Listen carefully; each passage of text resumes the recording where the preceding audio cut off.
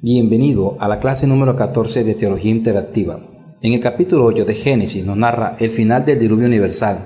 Noé envía a un cuervo y también una paloma para verificar si había zona seca. El arca de Noé no tenía timón, iba donde Dios le decía que fuera. Descansó el arca en el monte de Ararat, el cual hoy son los picos de Rusia, Irán y Turquía, y permanece cubierta en una capa de hielo, con una altura de 5.230 metros. Se descubrió también una reliquia, quizás perteneciente al arca. Se siguen buscando más expediciones para buscar más vestigios. Se establece el nuevo orden mundial. Génesis capítulo 8, versículo 15, Génesis capítulo 9, versículo 17. Al salir el arca, Noé entró a un mundo purificado por el juicio de Dios. Figurativamente era una nueva creación y una nueva humanidad, un nuevo comienzo. Lo primero que hizo Noé fue ofrecer un gran sacrificio a Dios como señal de su agradecimiento por la gran liberación pasada y como consagración de su vida a Dios para el futuro. Dios estableció el nuevo orden, dando provisiones básicas por las cuales la vida del hombre se regiría en la tierra después del diluvio. Primero, para dar seguridad al hombre, prometió que las estaciones del año quedarían restablecidas para siempre. Segundo, reiteró el mandamiento de que el hombre se multiplicara.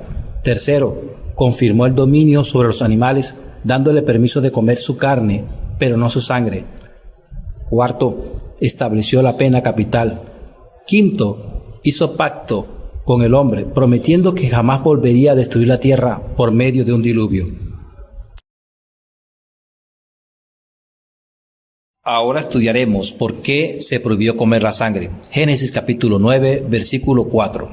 Algunos estudiosos creen que la sangre es el símbolo de la vida, lo cual solo Dios puede dar.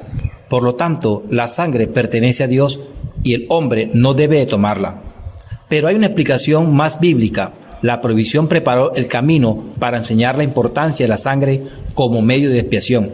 Levítico capítulo 17, versículo 10 al 14. La sangre representa una vida entregada en la muerte. Dios estableció la pena capital para restringir la violencia.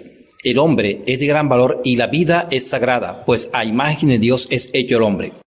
El hombre recibe autoridad sobre la vida de otros bajo ciertas circunstancias. También tiene autoridad sobre cosas menores, tales como propiedad e impuestos. El apóstol Pablo confirma que tal poder es de Dios y que la pena capital queda en vigencia. Romanos capítulo 13, el versículo 1 al 7. El pacto con Noé es el primero que se encuentra en la Biblia. La relación de Dios con su pueblo mediante pactos llegó a ser un tema de mucha importancia.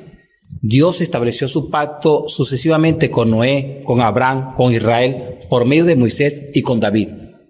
¿Qué es un pacto? Un pacto humano es por lo general un acuerdo mutuo entre dos partes iguales, pero no es así en cuanto al pacto divino, porque Dios es el que toma la iniciativa. Él estipula las condiciones y hace solemne promesa por la cual se ata voluntariamente en beneficio del hombre. Aunque en el pacto con Noé se impuso a sí mismo la obligación de guardar el pacto a pesar de los fracasos del hombre. Por regla general no es así. Dios exige como contrapartida la fidelidad de su pueblo. La desobediencia de Israel podía romper el vínculo de la alianza, por lo menos temporalmente. Los pactos se relacionan entre sí y cada pacto se enriqueció progresivamente en su promesa hasta que Cristo vino e inauguró el nuevo pacto. En este mismo capítulo 9 nos narra cuando Noé se embriaga. De esta manera Noé bendice a Sem y a Jafet. Capítulo 9, versículo 18 al 29. Noé, el hombre impecable delante del mundo, cayó en el pecado de la embriaguez en su propio hogar. Los largos años de fidelidad no garantiza que el hombre sea invulnerable a las tentaciones nuevas. Las distintas reacciones de los hijos le dieron ocasión de maldecir a Canaán. Puede ser que estuviera siguiendo los pasos de su padre, burlándose de él. Bendecir a Jafet y a Sem. Se nota que la maldición se aplica a Canaán y a los cananeos solamente, y no a los otros hijos de Cam. Aparentemente, Canaán era el único hijo que compartía la actitud irrespetuosa de su padre. La maldición, por lo tanto, no se puede aplicar a los egipcios o a otros camitas africanos. Además, es probable que los cananeos fueron maldecidos no tanto por el pecado de Cam y su hijo Canaán, sino por la notoria impureza que caracteriza a los cananeos en los siglos venideros. Los descendientes de Canaán se radicaron en Palestina y Fenicia, y notablemente eran inmorales. Dios ve el carácter que tendría e inspiró a Noé a pronunciar su castigo. Jehová empleó a una nación semita, los hebreos, para retribuirlo por su maldad mediante la conquista de Canaán por Josué.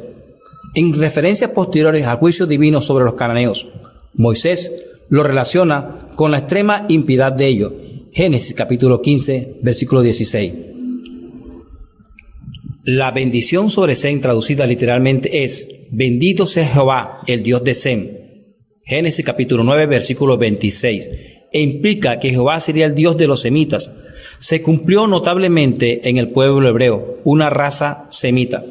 Los descendientes de Jafet, los indoeuropeos, si eran huéspedes de los semitas, dándole esta protección y uniéndose incluso con ellos en el servicio a Dios. Es decir, la promesa mesiánica pasaría a los semitas y se vuelve el primer anuncio de la entrada de los gentiles, Jafet, en la comunidad cristiana que nació en los hebreos.